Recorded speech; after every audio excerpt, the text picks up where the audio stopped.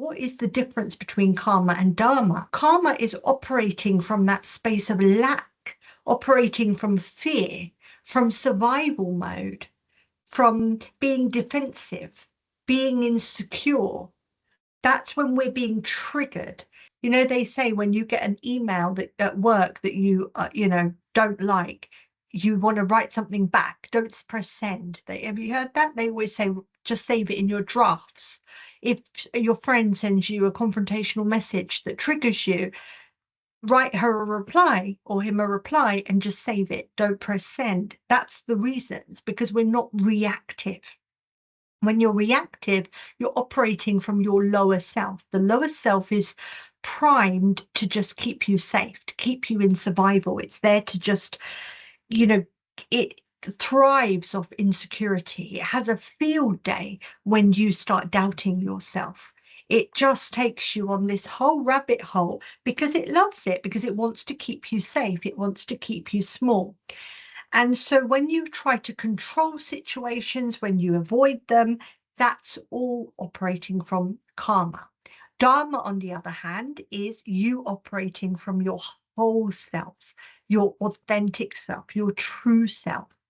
So the transition has to happen to go from lower self to higher self so that you can react differently.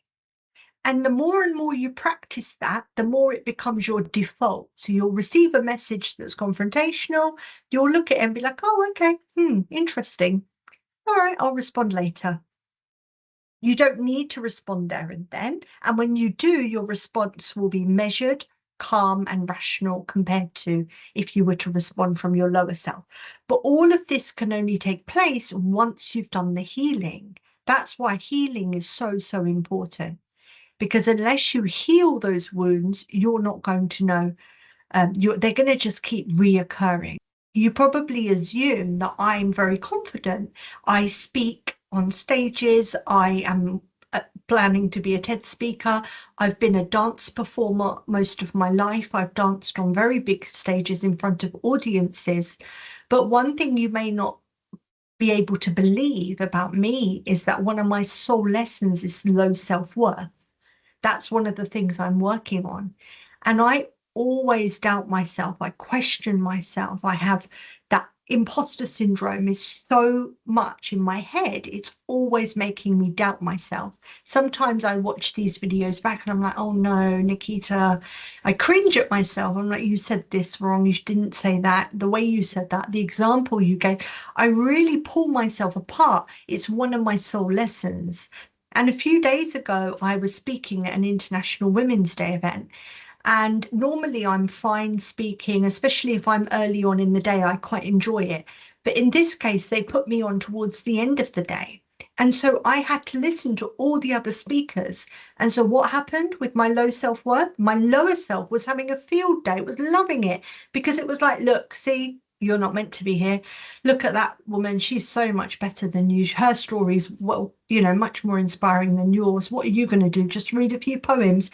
My lower self was going crazy to the point where I was having a physiological response. I got to a point where I felt like I couldn't even breathe. I had to ask the organizer to go out for air, and I had to really compose myself and come back in. And so you wouldn't believe that that's something that I struggle with. And I'm sharing it with you because it's a theme, it's a soul lesson. So I'm only able to do as much as I do today because I've been working on it for so long. I hope to completely heal it in this lifetime. I've even had hypnosis for it as well. So there are many healing modalities you can use. Reiki is one of them. Hypnosis is another. Pranic healing is another. Theta healing is another. There's so many healing methods. They all work. All of the modalities work. It's just whichever one you're drawn to and whichever one just gets to the root cause. I've even done a medicine ceremony, a shamanic medicine ceremony. And that was crazy. Like that was when you're ingesting this like tobacco stuff and it just gives you this crazy response in your body, and I felt like I was just seeing white light. It was an amazing experience. It was surreal. But the point of doing that is to take you to a new level of consciousness, to be able to transcend the fear, the doubt, etc. So there are so many different modalities you can use. There's no right or wrong. It's just whichever one resonates with you.